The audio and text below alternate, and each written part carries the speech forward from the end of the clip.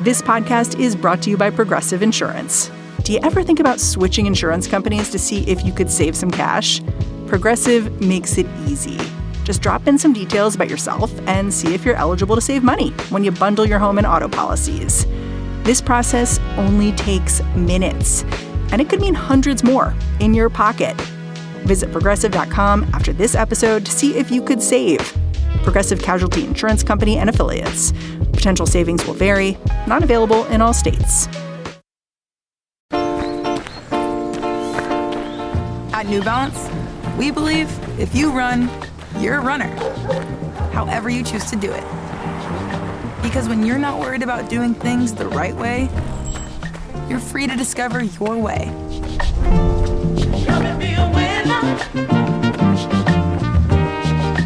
And that's what running's all about.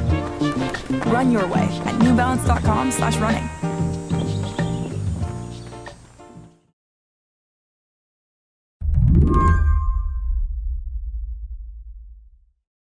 I think you're going to be my funniest guest ever. Oh, my Lord. No pressure. Yeah, no pressure at all. Tessa Skara is a comedian and a friend.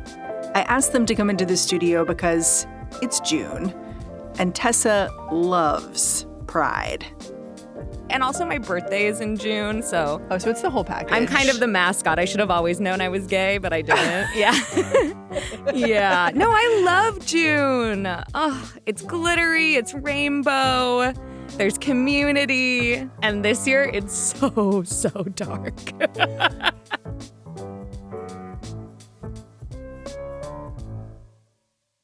Pride is feeling a little dark this year for a lot of reasons, but a big one is money.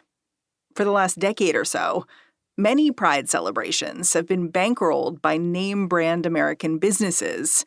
Pepsi, UPS, Dyson, the vacuum cleaner company. This year, a whole lot of those businesses have pulled their funding back, prompting a lot of people to ask, what was corporate pride anyway? To be real, Tessa always found the whole thing a little odd. One of my very favorite corporate pride items was, I think it was last year, Target had a shirt that said, "Live, Laugh, Lesbian," which I just found so absurd. I love when corporate pride material, doesn't make sense. It was like it was generated by an AI. Right? Literally. It's like a Mad Libs of, queer advertising. For the last few years, every June, Tessa would actually host a comedy showcase that they called Corporate Pride. It started back in 2021. That year was the year that we really started to notice just ads that felt almost satirical. Tell me about one. Well, one that really comes to mind is the Postmates bottom menu. What? Can you explain this, please? This actually feels like a lie. That's what I mean. When I saw that, I was like, this can't be real. And it is real. Literally, here's the food you should eat if you want to bottom, which is a sexual position. And there was a whole stop motion ad where they had eggplants in leather and a peach wearing a jock strap. And I was just Postmates, we actually don't need this. They invested in it, though. Yeah, they invested a lot in it, and I really feel strongly that it helped no one. The Corporate Pride show was all about poking fun at this absurdity. Tessa and their comedy partner imagined silly futures and products for Pride. Would anyone buy a rainbow gun? It's a Pride March. March it out, baby. Now sit down. This isn't about you. It's about me. Every year, there was more to lampoon. When I heard you weren't doing the Corporate Pride show, I was like, is it because the joke's over? I mean, not really. I wish I could say that was the reason why, but I think there still is so much to make fun of, Yeah, what would you do if you were doing Corporate Pride this year? Yeah, if we were doing Corporate Pride this year, I would want to do an apology tour for all of these corporations, ExxonMobil. I'm so sorry that we changed our logo to a rainbow and all the damage that caused, Because that's what I feel like is happening. I feel like they're saying, oh, we caused so much harm and we're not going to cause that harm anymore. And it's actually you did nothing.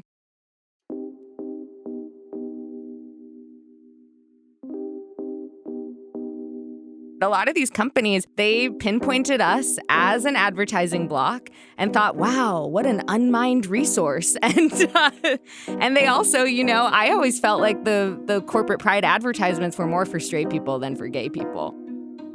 Like, gay people are laughing at the bottom menu, but I'm sure there was some well-meaning straight person that was like, you know what, let's use Postmates instead of Seamless tonight because I saw a really eye-opening ad on the subway.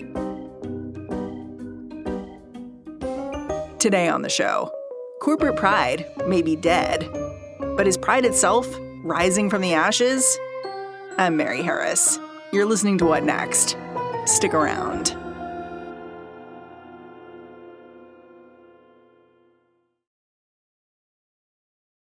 This episode is brought to you by Discover. It's smart to always have a few financial goals, and here's a really smart one you can set: earning cash back on what you buy every day. With Discover, you can. Get this. Discover automatically matches all the cash back you've earned at the end of your first year. Seriously, all of it. Discover trusts you to make smart decisions. After all, you listen to this podcast. See terms at discover.com/credit card. This podcast is brought to you by Progressive Insurance. Do you ever find yourself playing the budgeting game, shifting a little money here, a little there, just hoping it all works out? Well, with the Name Your Price tool from Progressive, you can be a better budgeter and potentially lower your insurance bill, too. You tell Progressive what you want to pay for car insurance, and they'll help you find options within your budget. Try it today at Progressive.com. Progressive Casualty Insurance Company and Affiliates. Price and coverage match limited by state law. Not available in all states. After chatting with Tessa, I called up my Slate colleague, Christina Cauterucci. She's been doing all sorts of reporting on corporate America's evolving relationship with pride. Pride's pretty personal for her. Christina, do you remember what your first pride was like? Yes. I was 23. It was 2011. And I had just graduated college the year before. And in my senior year of college had kind of come out and realized, this whole dating women and dating trans people thing is not just something I was like trying out for fun, but actually who I am and the thing that I want to do for the rest of my life. So I went to Pride with my partner at the time, and it was totally overwhelming. How so? Tell me more about that. I had never seen so many different kinds of queer people in one place. Just seeing hundreds, maybe thousands of people of all ages and coming from all over the area too, all parts of the city, all parts of the region, wearing kind of their best, most them clothing, kind of expanded my sense of what my new community was. And I also felt very much like, as a femme presenting person, this was a place where I was like, oh, I'm also recognized as queer here. No one was making any assumptions about you. Right, exactly. I was like, I actually feel like I'm recognized here and I belong here, and almost feeling like I'm so happy about this club I just joined. Were there a bunch of corporations there? Were there sponsors for Pride in DC back in the early 2010s? There definitely were. I mean, DC has had corporations sponsoring Pride for decades, but it didn't bother me at all because I kind of felt like, this was just a huge party. I'm kind of not paying attention to the corporations really, and to the extent that I notice them, it feels a little bit just festive and fun and, an extension of the rest of my life as in a capitalist society where there's just advertisements everywhere. And in this case, they're rainbow. Was there a point where that changed, where the corporations, it felt like they sort of took over? It was a few years later when I, maybe it was my fourth year going to the Pride Parade. And it felt like half the parade was just companies and their floats. And, I started to feel a little strange that I'd be cheering for, a community group of queer and trans young people. And then I'd be clapping for Facebook, like it felt like, why am I honoring these businesses on a day that's supposed to be honoring us? Yeah. And it started to make me feel a little bit sick to my stomach. Like, it's supposed to be kind of a fair trade, right? Like, they're getting visibility in front of a community that has, robust spending power. And we're getting a nice big party that they're bankrolling. And we get to feel warm and fuzzy that companies love us. But I started to realize that, we weren't getting as much as they were out of the bargain. I mean, you recently wrote this piece for Slate about Pride, and you talked about how there's always been a push and pull over corporations being a part of the celebration, even as far back as the 1970s. Can you explain?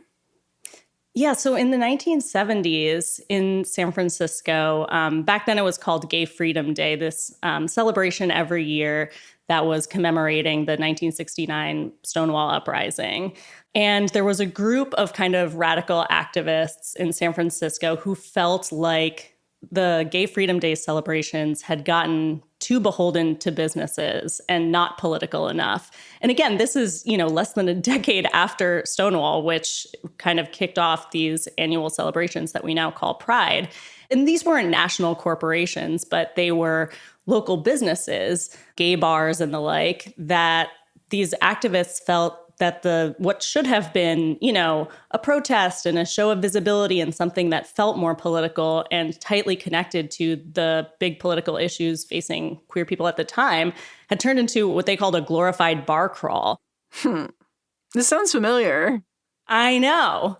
And it really is kind of like there's nothing new under the sun here, because our community has been having this internal debate, since the very beginning of Pride, about how much should these annual commemorations of an uprising against police harassment be a party, be money-making opportunities versus, more of an organic moment for resistance.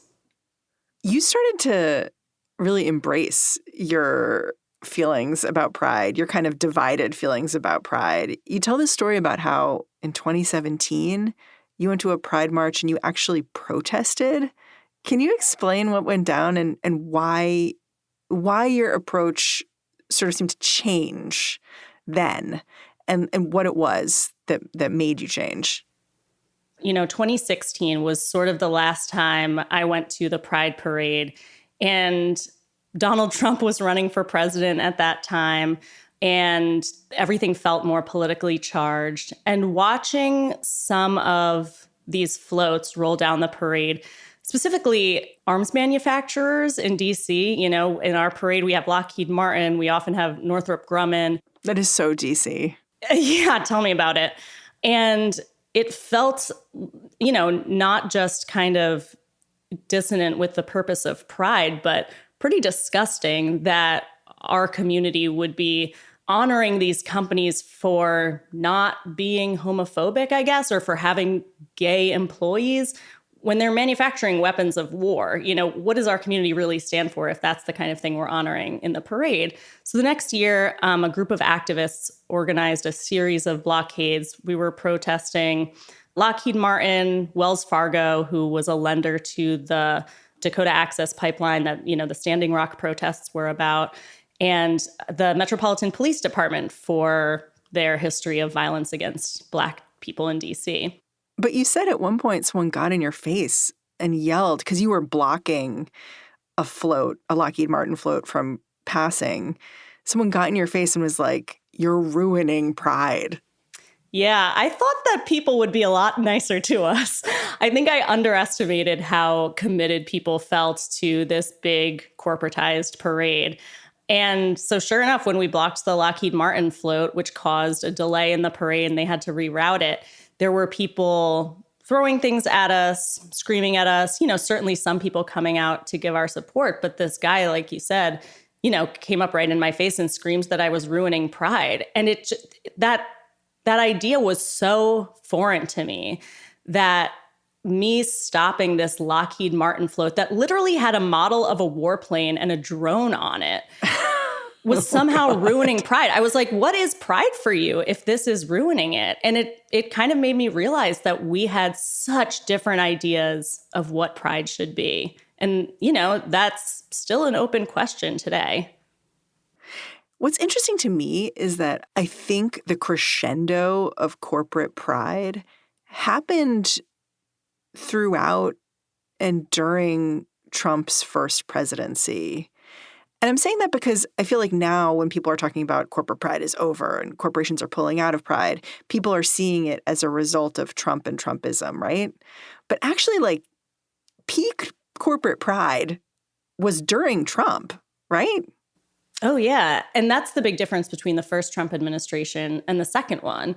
In the first one, a lot of people in corporate America were kind of openly saying this is not normal.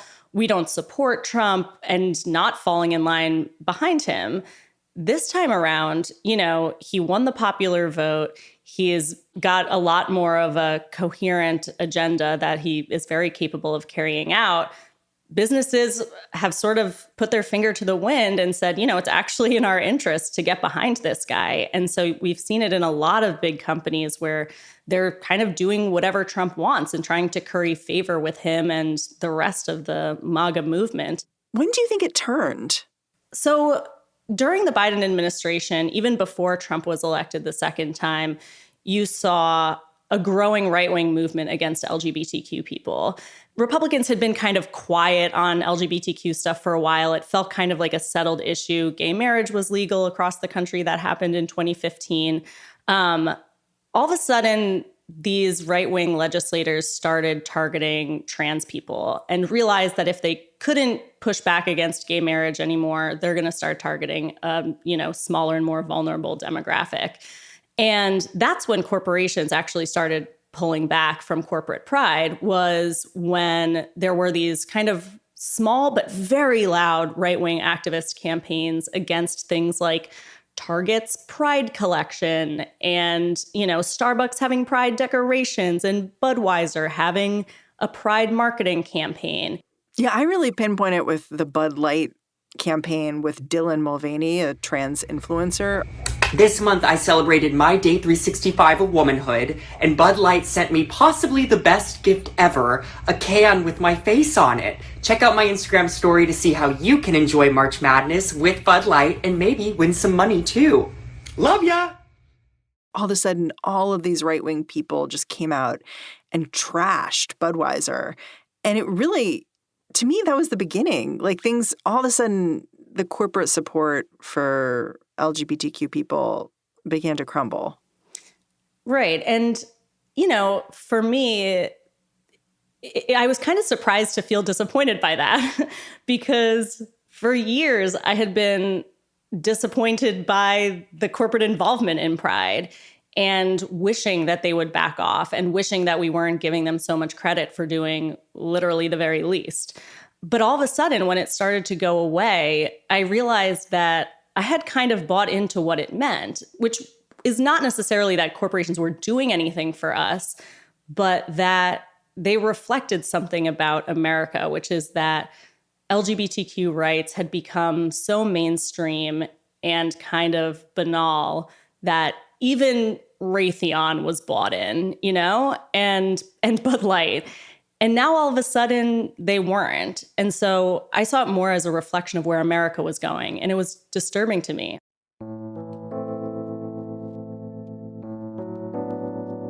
After the break, Christina offers a roadmap from Red America on what Pride could be, even without all the big bucks from corporations.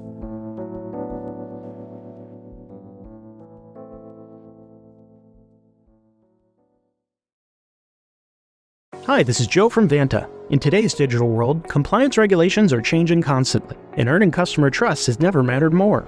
Vanta helps companies get compliant fast and stay secure with the most advanced AI, automation, and continuous monitoring out there. So whether you're a startup going for your first SOC 2 or ISO 27001, or a growing enterprise managing vendor risk, Vanta makes it quick, easy, and scalable. And I'm not just saying that because I work here. Get started at vanta.com. This episode is brought to you by LifeLock. Between two-factor authentication, strong passwords, and a VPN, you try to be in control of how your info is protected. But many other places also have it, and they might not be as careful. That's why LifeLock monitors hundreds of millions of data points a second for threats. If your identity is stolen, they'll fix it, guaranteed, or your money back. Save up to 40% your first year. Visit lifelock.com/podcast for 40% off. Terms apply. Hey, it's Anna Sale, host of Death, Sex, and Money. I talk to a lot of people on my show about sensitive parts of their intimate lives. One thing I hope I would never do is share someone's personal story if they didn't want me to. That's the topic of a new episode in our feed with writer AJ Delario, who in 2008 was the editor of the sports site Deadspin. And one of those stories he wrote was about how Brett Favre, the world-famous NFL quarterback, sent a Jets sideline reporter named Jen Sturger messages and allegedly a lewd photo to proposition her. Jen told AJ about that, but she asked him not to do a story. I remember getting off that call and being like, Jen, I think you just overshared. And I was like, nah, it's fine. AJ did the story. It went viral and is still what Jen is most known for online. In this episode, Jen and AJ talked together about that betrayal, the years of silence that followed, and the unexpected way they reconnected. And we both do some Googling, basically just like, is this the person that I had burned years ago? And it turned out that it was. And I said, well, I guess this dog will die. You can listen to this episode and all episodes of Death, Sex, and Money wherever you get podcasts.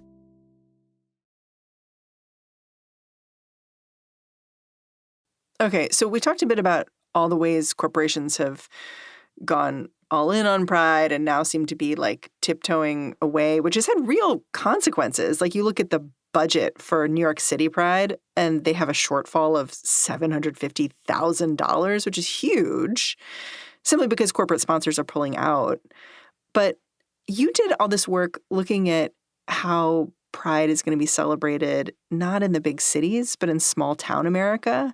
And you actually found it to be kind of hopeful. So I'm hoping you can tell me a little bit about when you dug in and looked beyond corporate Pride, what you found.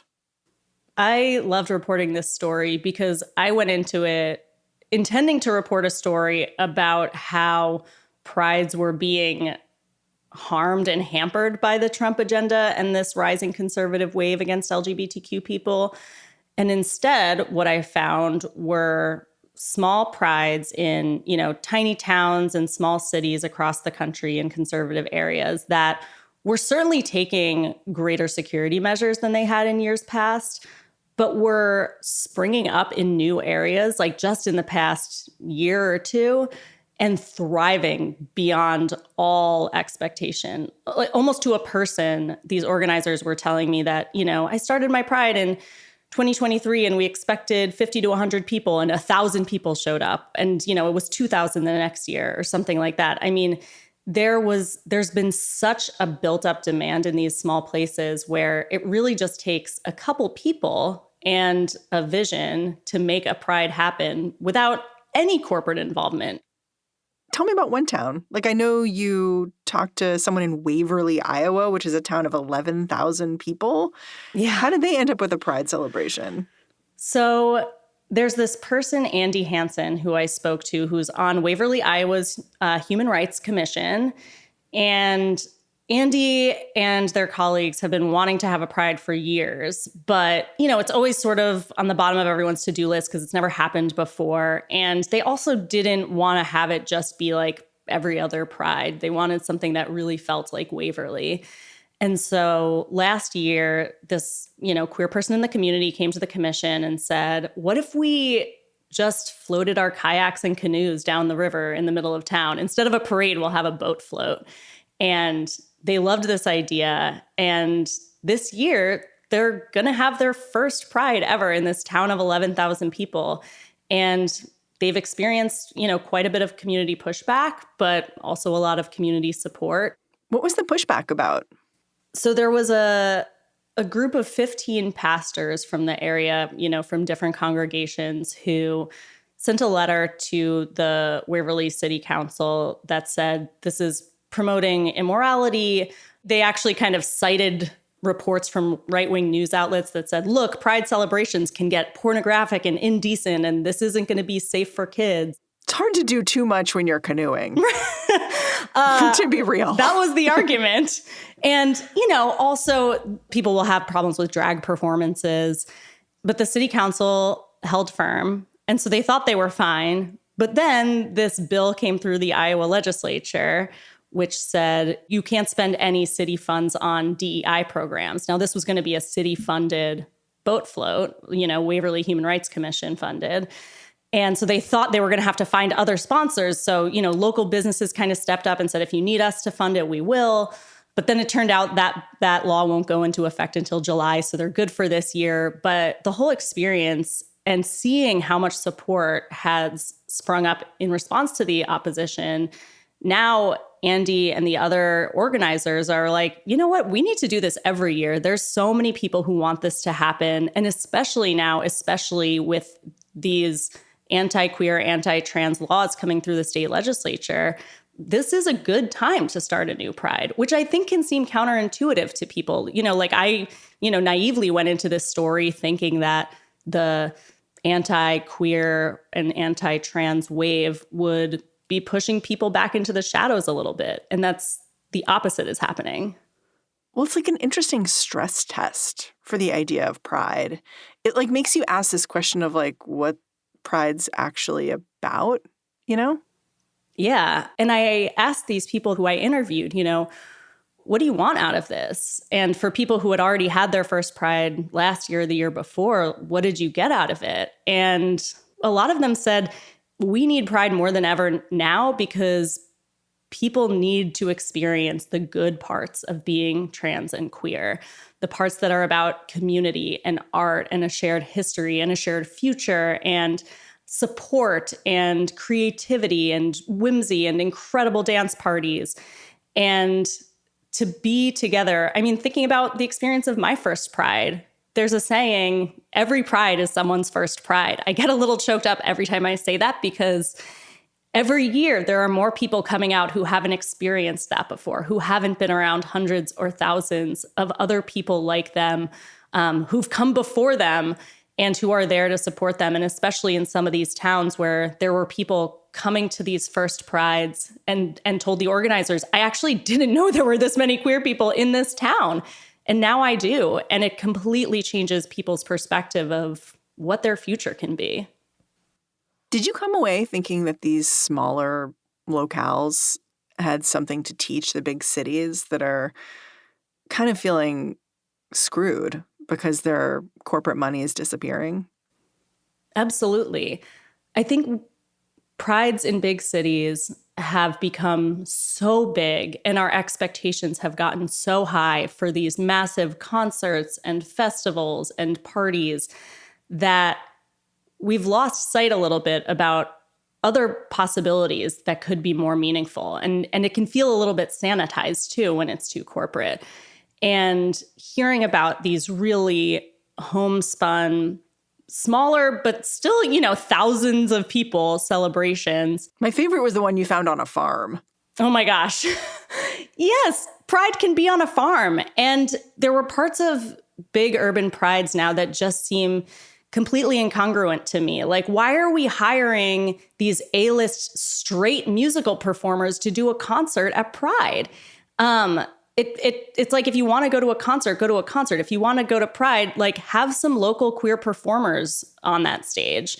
And what people are getting out of it feels very different from what you can get out of a big corporate Pride celebration, which is an actual connection to the people who live where you do. And, you don't get that when you're just standing on the sidelines of a parade cheering for a big company. You get that when you're surrounded by your neighbors and, watching the drag queens that never got to perform in their hometown before and are up on the stage. Obviously there's small town prides and big city prides are always going to feel different, but I found a lot of hope in thinking about the modes of creativity we can employ with fewer funds in big cities that might make our prides feel even more meaningful and special. Christina, I'm so grateful you came on the show. Thanks for doing it. Thanks for having me.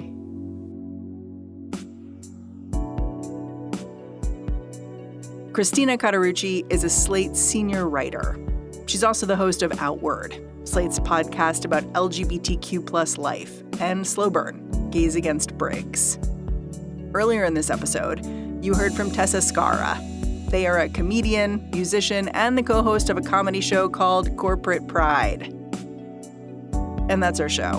What Next is produced by Paige, Osburn, Elena, Schwartz, Isabel, Angell, Rob Gunther, Anna Phillips, Ethan Oberman, and Madeline Ducharme. Ben Richmond is the Senior Director of Podcast Operations here at Slate. And I'm Mary Harris. Go track me down on Blue Sky. Say, hey, I'm at Mary Harris. Thanks for listening. Catch you back here next time.